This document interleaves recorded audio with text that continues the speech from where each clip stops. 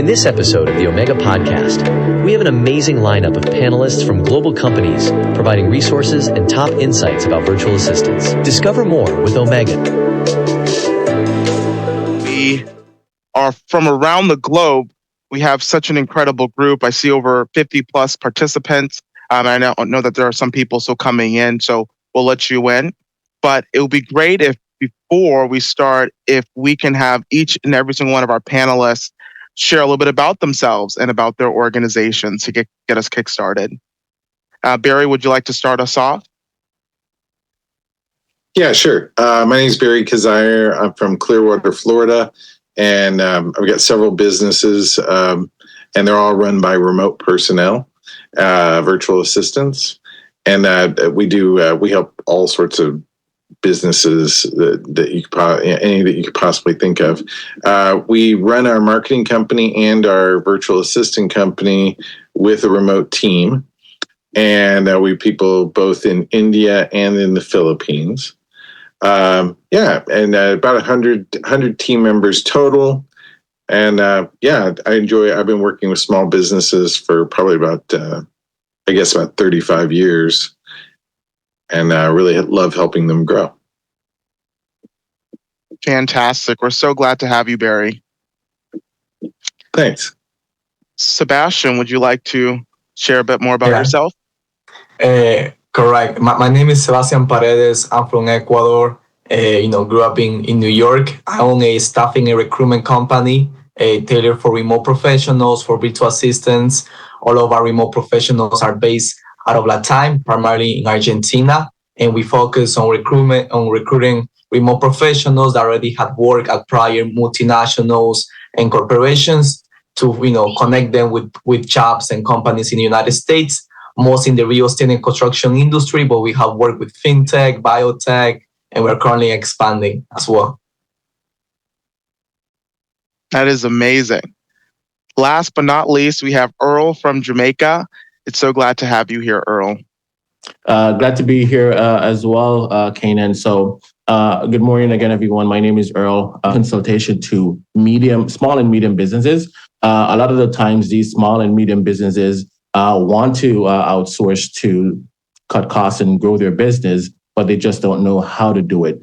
And that's one of my bigger achievements is to provide a consultation to these small and medium businesses and set up an entire outsourced team in a different location. So and to dive in a little bit more about VLBPO, as I mentioned before, we're a nearshore call center.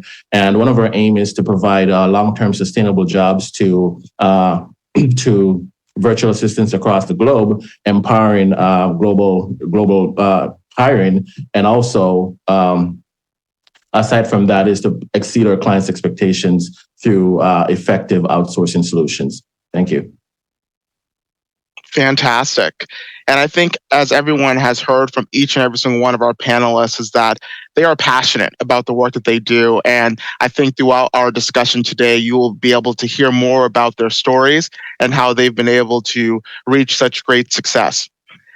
From the testimonial that was shared a few moments ago from Olda Myris, she had mentioned the importance of personalization, especially when it comes to leveraging VAs or even just working with other organizations. How can users personalize virtual assistant interactions to their preferences? And it can be from the aspect from the customer, but also from the training perspective of VAs. I think I'll go ahead and answer first. And I think, as you mentioned, training. I'll speak from the business perspective because I've hired a lot of VAs across multiple countries. So I'd say definitely effective training and development. From my experience in teams in multiple locations, I've witnessed the importance of effective. When I say effective, I'm not just saying just a regular training, but effective training and development, include your HR. So having a team in Jamaica is different from having a team in, like, say, for example, the Dominican Republic or even the Philippines. In fact, all those three locations has entirely different culture when it comes on to customer service approach or sales approach. So from a business owner perspective, looking to hire VAs and want the VAs to have their outlook when it comes on to support to their customers, I'd say it's having effective training and development. For example, I've worked with a law firm, and their perspective is to have a more corporate feel to their clients. And then I've worked with e-commerce businesses where it is a more relaxed approach using emojis, etc. So it comes down to your company culture, having a company culture first, and then training your team to have that culture to portray to your customers or clients. I can go next. I couldn't agree more with Ear. I think he's right on the dial when it comes to the training of virtual assistants. Me, myself, our company is more on the staffing side, so staffing and recruitment. So something that we have done is when it comes to our recruitment process is really review all the resumes, go prior to employment, other employments that they had in the past, get referrals from those employments to make sure that the BA that is placed or the BA that joins a client is the most effective one. Like Ear mentioned, I think companies' culture and the culture is very different from industry to industry and from country to country. And I think perhaps that's one of the reasons why before we used to, do placements from many countries, Ecuador, Mexico, Chile, Argentina, and now we have been mostly focused on only tailored to Argentina, just because we already know the culture itself, we already know the quality of talent that is in that country. So niching a bit down also has been great for us. But I think like the best thing would be when you do find a remote professional to make sure that it fits the client's culture as well. Cool. Yeah, and I can chime in a little bit. I would say that probably the most important thing that we train our virtual assistants on is what's called soft skills, right? Which is like communication ability to learn, problem solving ability. We even teach them. We even engage in courses on public relations, that we teach them how to interact with people. Even character education, so that they're really a good fit and become part of a participant in the team. So if you've got we do extensive testing on every single person we bring on board, so that we're sure that they've got a high IQ, right, which basically equates to problem solving ability, that they've got a great aptitude, which aptitude is ability to work or apply or do something in a particular area, and we test them for that. And then we test for communication skills, responsibility level, how aggressive they are. And by aggressive, I mean like willing to go after things rather than just sitting around and being passive and waiting for orders, but rather being aggressive about it. So we test for all that. We work with primarily people in the Philippines who the English is fantastic. We make sure that there's clear communication skills, that they can speak properly. Most of our people are college educated, one or more degree, and it's a great culture. Again, it's a family oriented culture. They love to learn, which is super important to me. That the people that I work with like to read and like to learn and improve themselves personally. It's one of the things that makes somebody I'm willing to work with. And I think if you start with these what we call soft skills out there in the world, then you can build on it with just about anything. You can find courses that are particular to certain software or certain tools that you might want to. Anything that you want to implement within your business, even a style of business, you can teach someone who's got some willingness to learn and can kind of go from there. Absolutely. And I think you all shared such incredible nuggets when it comes to making sure VAs that are listening now are able to truly understand how they can be best suited for the role that they are currently in. And I think you touched upon it very best, the soft skills, right? Really enhancing your personal skills, the abilities to really understand your clients. And as Earl was sharing, understanding the cultural environment and how that best is suited. And I think, Sebastian, you had also mentioned really doing that back-end research of the type of organizations that you might be working for.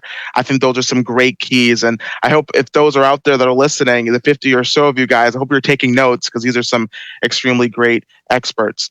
The next question that I have for you guys is, what efforts are in place to improve voice recognition accuracy, especially in diverse linguistic environments? As you all mentioned that you have teams around the globe, how do you cultivate a culture that's associated with understanding the needs in different cultural backgrounds? There's a great book by Tony Hsieh called Pursuing Happiness, I think. He founded, anyway, you could check out Tony Hsieh, check out his book on culture in general. And you want people that like people is where we start. That's one of the other, besides those soft skills, well, part of those soft skills is we like working with people that actually enjoy working with other people and that actually like people. And so, and we have different questions we ask to kind of cultivate those type of individuals, so that we're actually finding people that are that like people and can get interested in other people and interested in their goals, and they're not really just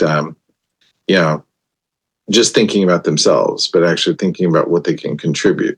So I think it starts there, and then we work with our people to find out what they need constantly to improve themselves, so that because we want everybody to grow as we're doing this. We want everybody to grow, not just the business that they're helping to service, but the business owner and the assistant themselves, right? And having that kind of attitude where you start, as at the starting line, basically, I think makes everything after that pretty easy culture-wise. Going more, this is just kind of like a tip. I know there's a lot of around 50 people watching us that probably are virtual assistants looking for jobs. One thing that I do recommend a lot, especially when you're applying, is to have a certification. If it's of a C1 or C2 level of English, I think this is great, especially for recruiters. Another thing adding with that is to have a good LinkedIn profile. If, in our team, if we are recruiting, your resume is 50-50, we're thinking perhaps we'll schedule the interview with you. The second step that we make is to actually go to your LinkedIn profile to see if it's good, if it's great, especially if you're marketing. You should have a good LinkedIn profile. I think that's a deal decision for us.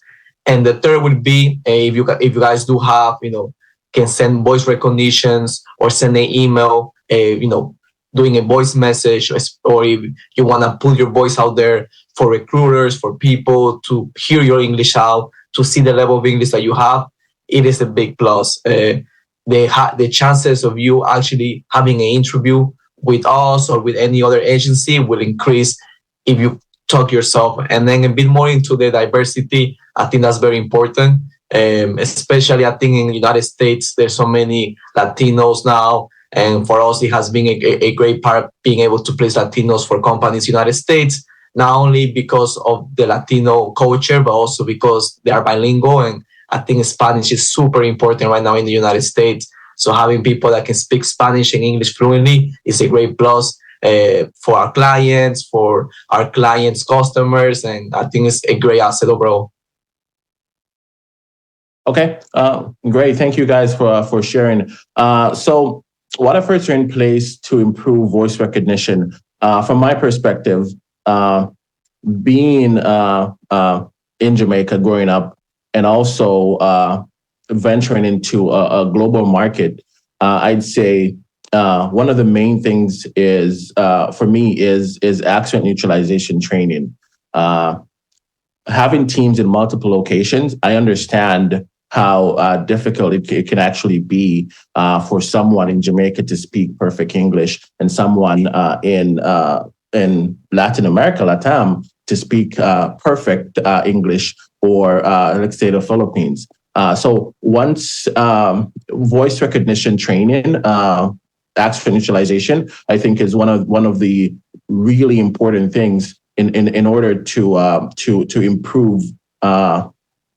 To improve accuracy. For example, as I mentioned before, I'm from Jamaica. We speak English. English is our native language, but we have our own dialect. And if I should speak into a voice recognition software using my own dialect, it will not understand anything that I'm saying. But if I go ahead and switch it up like what I'm doing now to speak, then it will understand everything. I could literally speak into a voice recognition software to type a sentence. So pushing accent neutralization across your teams, I think, is really important in terms of getting accuracy. And then we also have specific settings. If you're from a customer perspective, if you're doing a voice prompt on an IVR, it can be annoying. So make sure that you have your settings correctly in terms of, for example, voice recognition, noise cancellation software. There's a lot of those that you can actually use so that your voice are projected. So even if it's a case where you're pronouncing these words correctly, noise around can actually affect it. So having the right settings, the right software, and also, as mentioned again, effective training with accent neutralization. Thank you. Yeah, you guys all brought out some incredible points when it comes to just being from diverse backgrounds. The issues of people from diverse backgrounds not being able to speak English fluently and having training programs in place to improve that. But even as Earl mentioned, like voice recognition systems may not even be able to understand if you have a different dialect even, right? And you might be speaking English into the system. So really having those as key factors as you are creating, or if you're in the process of developing these types of softwares, having that type of nuance in the coding would definitely help essentially as we continue to develop these modules.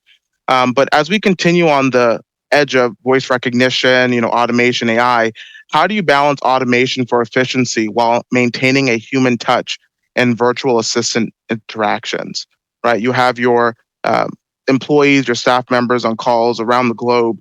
How do you maintain that human touch, even though they're on a call with someone else? Okay, I'll go ahead and go first with this one.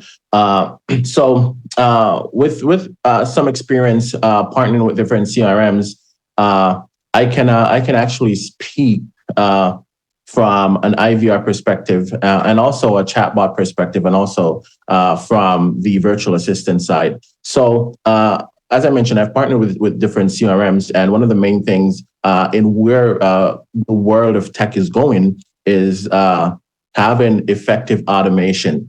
You have some companies that are trying to do solely automation and AI, but I think it's good to have a balance of it. For example, having easy FAQs on your IVR or within your chat option to automate certain things, like, for example, on a chat option where someone wants to find the status of their order, that could be pretty much a simple button to click to find out the status of their order if they input their email address or their names or so on. So that is a good way to balance automation, is to have the more simpler questions that can be a self-help option for customers to have simpler automation. And then for the more complex questions, then you can have those transferred to a VA. So, for example, from my perspective, if I want to know the status of my order or just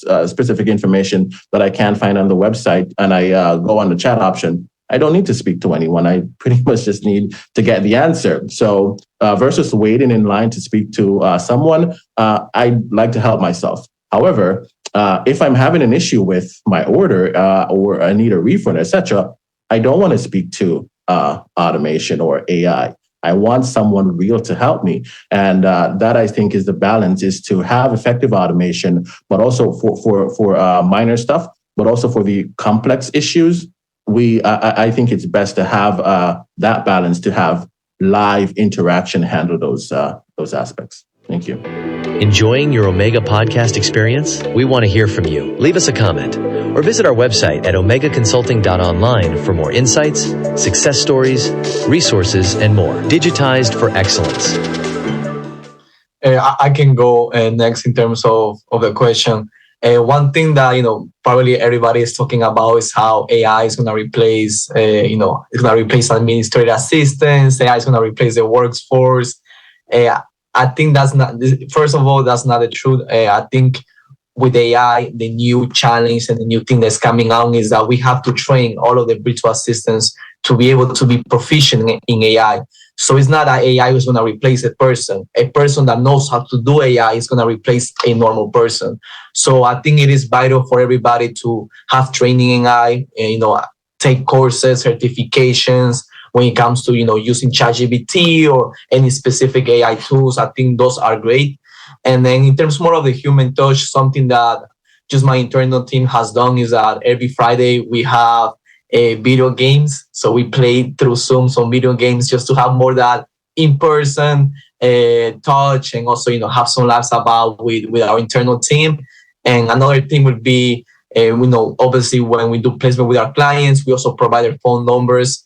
Now in these days with WhatsApp, you can make phone calls from the other part of the world. So I think having that ability to, grab your phone and have a phone call with your remote professional that is in Argentina and have a talk makes it more personal than just sending emails or sending messages via online.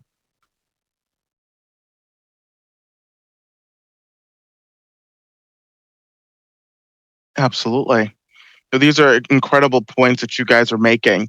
I'm just looking at the clock, and I want to make sure that we have time to get to some of our questions from the audience. So for those that are still listening and still here, we want to hear from you. I have one more question for our panelists, and then we'll open it up to our audience to ask some questions. But our last question before we start is, what measures ensure the privacy and security of user data in virtual assistant interactions? As we all know, privacy and security is extremely important, especially in this day and age with the use of a lot of software, a lot of tools, even with a lot of companies hesitant to use artificial intelligence because of the lack of security protocols and compliance. So how are you guys integrating privacy and security within your organizations to increase trust, integrity to your customers? The main tool that we use is a tool called LastPass. And what I'd recommend is that, is teaching clients how to use it. It's a free tool that you can turn a client onto. You can even make some great instructions and video on how to install it into their Chrome browser. It's great. It keeps the password secure when you can still share it. You can share it with others that you want to, and you can either make it so that they can view or not view the password, and then you can remove access anytime that you want to. So I'd say that's one of the that's a key tool that we use in with regards to security.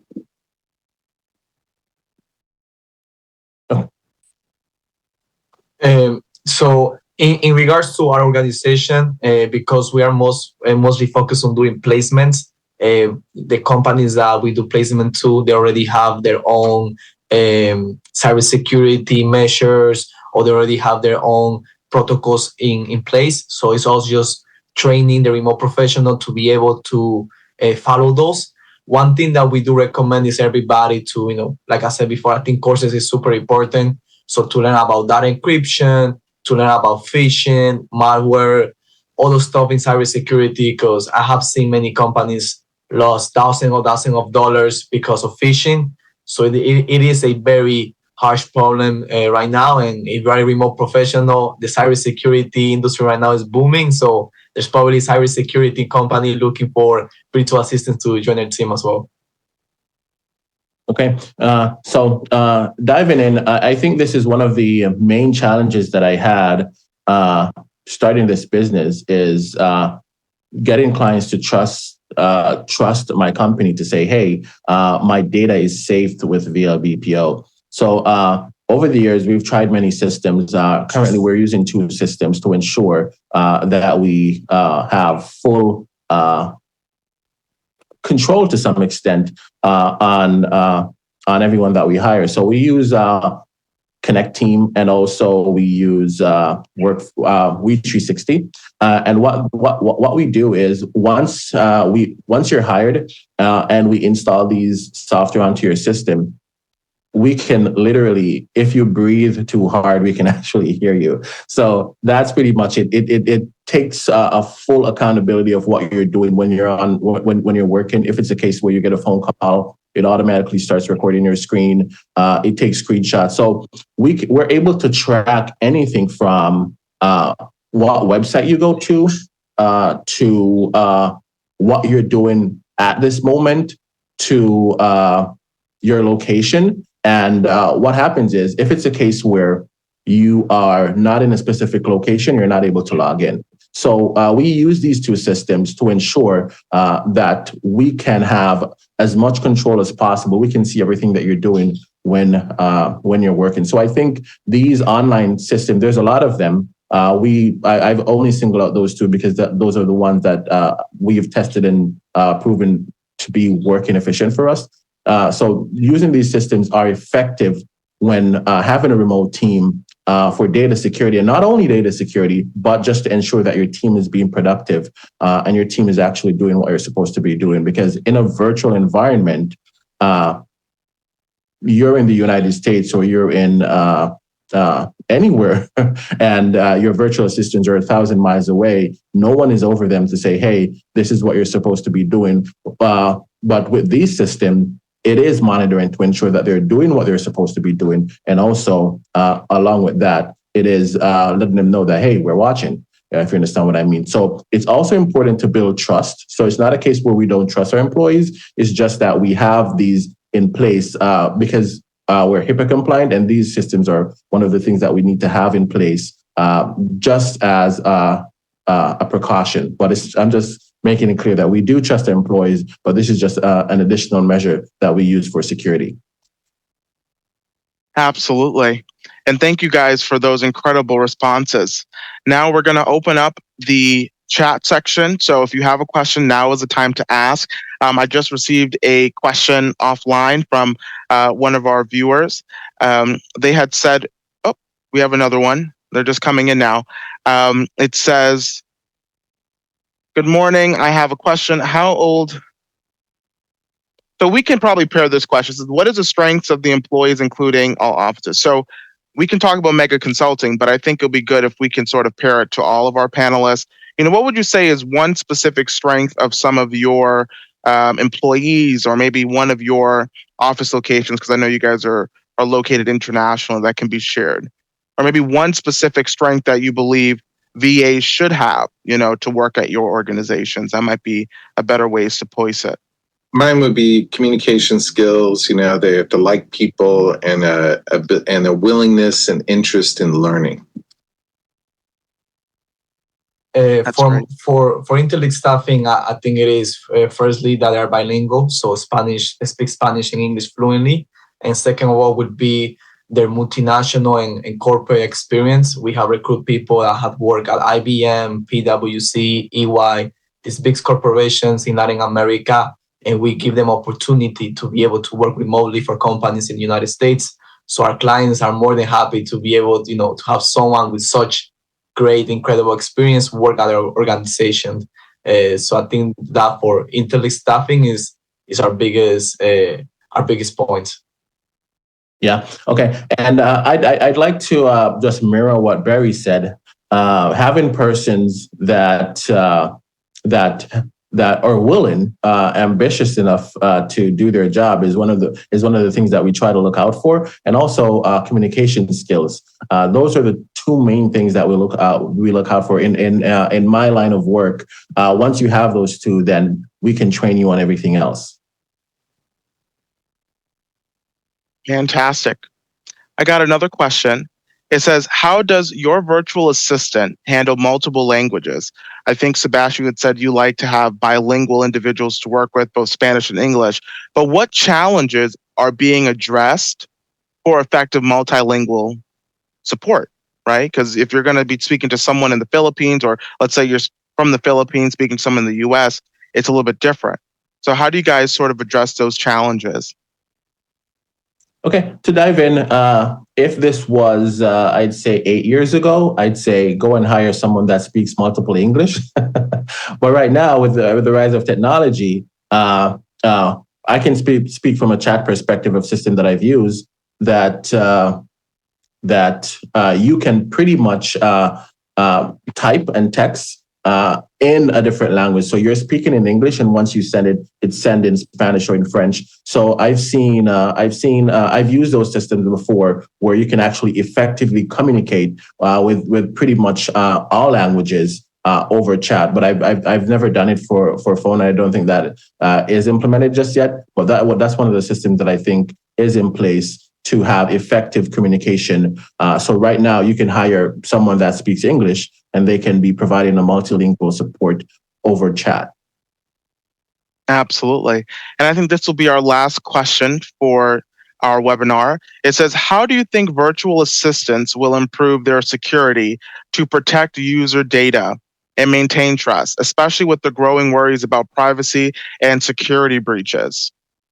I know you guys had shared a little bit about some of the practices that you have within your organization, but maybe from the VA standpoint, how can they be part of that process, right, to improve that trust and integrity from their day-to-day work?